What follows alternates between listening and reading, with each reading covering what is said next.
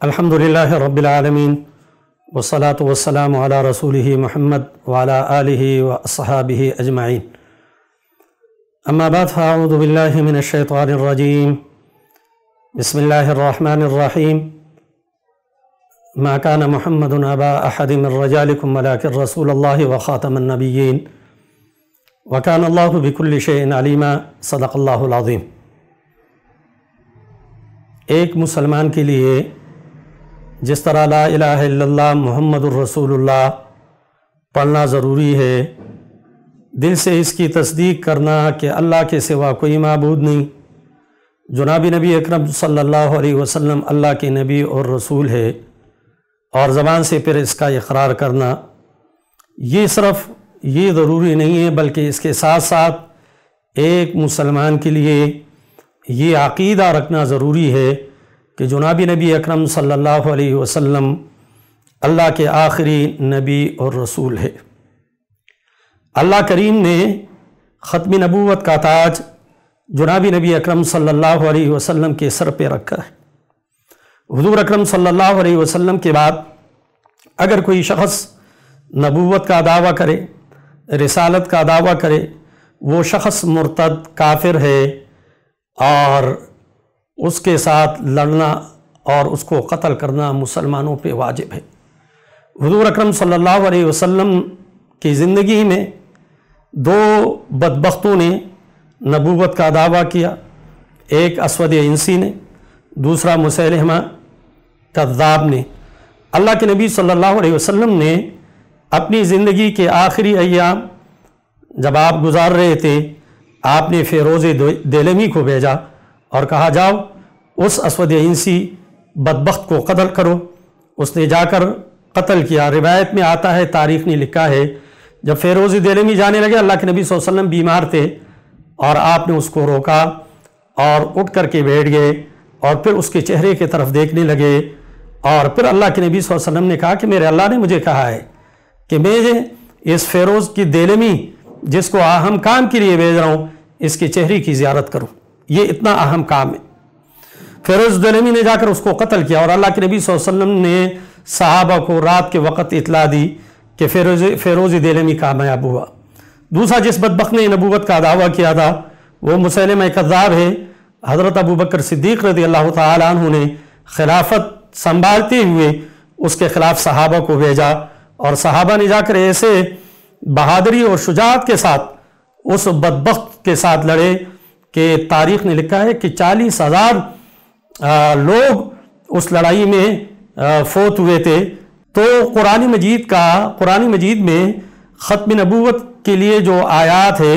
کہ جناب نبی اکرم صلی اللہ علیہ وسلم اللہ کے آخری نبی اور رسول ہے، اس پہ 100 سے زیادہ آیتیں ہیں اور 200 سے زیادہ احادیثیں ہیں۔ اللہ کے نبی صلی اللہ علیہ وسلم اللہ کے آخری رسول پیغمبر ہے۔ حضور اکرم صلی اللہ علیہ وسلم کے زمانے میں ایک صحابی مرے، آپ جنازہ پڑھنے کے لیے آگے بڑھے، ایک آدمی نے کہا جی ہم نے اس آدمی کو نیکی کرتے ہوئے نہیں دیکھا ہے۔ آپ نے پوچھا، صحابہ میں سے ایک صحابی نے کہا اللہ کے رسول صلی اللہ علیہ وسلم ایک دفعہ ہم آپ کی حفاظت کے لیے مقرر تھے، رات کو ہم پہرا دے رہے تھے، یہ میرا ساتھ تھا۔ اللہ کے نبی صلی اللہ علیہ وسلم نے جنازہ پڑھایا، پھر اس کو قبر میں اپنے مبارک ہاتھوں سے رکھا، قبر تیار کیا۔ قبر جب تیار ہوا، آپ نے مٹی لی اور آسمان کی طرف پھینکا، اور پھر میرے نبی نے ایک زبردست جملہ فرمایا۔ اس قبر والے کو کہنے لگے کہ تمہارے یہ ساتھی سب کہہ رہے کہ تو جہنمی ہے، میں اللہ کا نبی اور رسول کہتا ہوں کہ تو جنتی ہے، اس لیے کہ اس نے حضور اکرم صلی اللہ علیہ وسلم کے ذات کی حفاظت کے لیے پہرا دیا تھا۔ ختم نبوت کے لیے جو مسلمان قربانیاں دیں گے، اللہ کریم ان کو کتنا اجر اور ثواب دے گا۔ پاکستان اور ہندوستان میں ایک فتنہ پیدا ہوا مرزا غلام احمد قادیانی کا، اور ہمارے بزرگ اکابر میدان میں آئے اور ہزاروں کے تعداد میں مسلمانوں نے ختم نبوت کے لیے قربانیاں دی۔ ایک دن 10,000 نوجوان کالج، اسکول، یونیورسٹی کے طلبہ ختم نبوت 53 کا جو تحریک ہے اس میں شہید ہوئے۔ اس میں سے ایک نوجوان کو گولی لگی ٹانگ پہ، وہ اس وقت کہنے لگے بدبخت تو نے مجھے ٹانگ پہ گولی ماری ہے، میرے دل پہ گولی مار اور میرے دل نکال لے اور پھر دیکھ لے کہ میرے دل میں نبی اکرم صلی اللہ علیہ وسلم کے لیے کتنی محبت ہے۔ اور پھر اس قربانیوں کے برکت سے پاکستان کے قانون ساز اسمبلی نے 1974 کو متفقہ طور پہ مرزائیوں کو، قادیانیوں کو، احمدی گروپ، لاہوری گروپ، ان تمام گروپوں کو غیر مسلم قرار دیا ہے۔ اور لیکن افسوس جس اسمبلی نے غیر قادیانیوں کو غیر مسلم قرار دیا تھا، انتخابی اصلاحات کے حوالے سے موجودہ حکمرانوں نے 126 اس کے اجلاس ہوئے ہیں، اور پھر وہ حلف نامہ کا خوبصورت جملہ جس میں ختم نبوت کے حوالے سے کہ میں یہ عقیدہ رکھتا ہوں کہ جناب نبی اکرم صلی اللہ علیہ وسلم اللہ کے آخری نبی اور رسول ہے، میرا یہ عقیدہ ہے، اس حلف نامے کو تبدیل کر کے اقرار نامہ میں اس کو تبدیل کیا ہے، اور پھر کہہ رہے ہیں کہ یہ غلطی سے ہوا ہے۔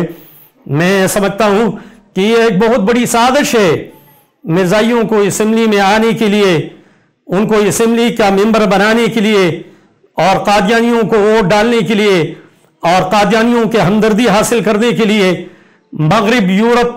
اور امریکہ کو خوش کرنے کے لیے نواز شریف نے اور اس کے کابینہ نے جس ظلم کا ارتکاب کیا ہے، تاریخ میں اس کی مثال نہیں ملتی ہے۔ آخر کیا منہ دکھائیں گے یہ حکمران اللہ کے نبی صلی اللہ علیہ وسلم کو؟ قیامت کے دن حضور اکرم صلی اللہ علیہ وسلم ہماری سفارش کریں گے، اور حضور اکرم صلی اللہ علیہ وسلم حوض کوثر پہ کھڑے ہو کر امت مسلمہ کو پانی پلائیں گے۔ حضور اکرم صلی اللہ علیہ وسلم پل صراط پل پہ کھڑے ہو کر اللہ سے دعا کریں گے کہ میری امت کو پار کر لے۔ آپ دنیا کی حکومت حاصل کرنے کے لیے جس جرم کا آپ نے ارتکاب کیا ہے، اس کسی صورت میں اللہ معاف نہیں کرے گا۔ تیرے غلطی ہوا ہے، کس نے کیا ہے، کس کے کہنے پہ یہ ہوا ہے، وہ مجرم کون ہے، اور غلطی نہیں جان بوجھ کر یہ ظلم کس نے کیا ہے۔ حکمرانوں سے اپیل ہے کہ وہ مسلمانوں کے سامنے اس کو لے آئے اور ان کو سزا دے دے کہ اس کے پیچھے کون سی طاقتوں کا ہاتھ ہے۔ مسلمان سب کچھ برداشت کر لے گا۔ اور مجھے تاریخی حوالے سے یہ جو ہمارا لیاقت باغ ہے کہ یہاں پہ ایک غریب صاحب بھیک مانگا کرتا تھا، ایک گورا وہاں سے گزرا، کہا اللہ کے نام پہ مجھے کچھ دو، پھر دوبارہ وہ وہاں سے گزرا، کہا اللہ کے نام پہ دو، اس نے کچھ نہیں دیا۔ تیسرے بار جب وہاں سے گزرنے لگا تو اسے کہا عیسیٰ مسیح کے نام پہ مجھے دو۔ تو وہ گورا کہنے لگا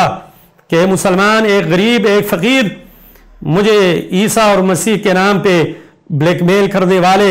میں آپ سے کہتا ہوں کہ اللہ کے نبی صلی اللہ علیہ وسلم جو تمہارے پیغمبر ہے، محمد الرسول اللہ صلی اللہ علیہ وسلم کے نام پہ تو نے جو کچھ جمع کیا ہے مجھے دے دے۔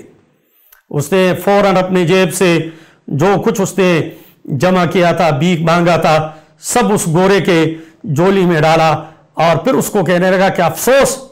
کہ تو نے اللہ کے نبی صلی اللہ علیہ وسلم کے نام پہ مجھ سے پیسے مانگے ہیں، کاش تو مجھ سے میرے نبی کے نام پہ میرا سر مانگ لیتا، میں اپنا سر کاٹ کر کے تیرے جولی میں ڈال لیتا۔ تو حکمرانوں یہ سن لو کہ مسلمان سب کچھ برداشت کر لیں گے۔ مسلمانوں نے تمہارا ظلم برداشت کیا، بجلی اور گیس کا بل برداشت کیا، تمہارے ناجائز ٹیکس ہم نے برداشت کیے، تمہارے بہت سی بدمعاشیاں ہم نے برداشت کی، لیکن ایک بات یاد رکھو، ہم سب کچھ برداشت کر لیں گے، لیکن حضور اکرم صلی اللہ علیہ وسلم کی عزت، ناموس، رسالت، آپ کی عظمت، اس کے لیے ہر قسم کی قربانی دیں گے۔ اپنے اس ناجائز اور اپنے اس ظلم سے باز آ جاؤ، نہ تم بچو گے نہ تمہارے آقا بچیں گے، ورنہ پھر ہم تمہیں دریا کے حوالے کر کے امریکہ کے پاس اپنے آقاؤں کے پاس بھیجیں گے، اور پھر تاریخ تمہیں معاف نہیں کرے گا، دنیا بھی تمہاری تباہ ہو جائے گی اور آخرت بھی تباہ ہو جائے گا۔ وآخر دعوانا ان الحمدللہ رب العالمین۔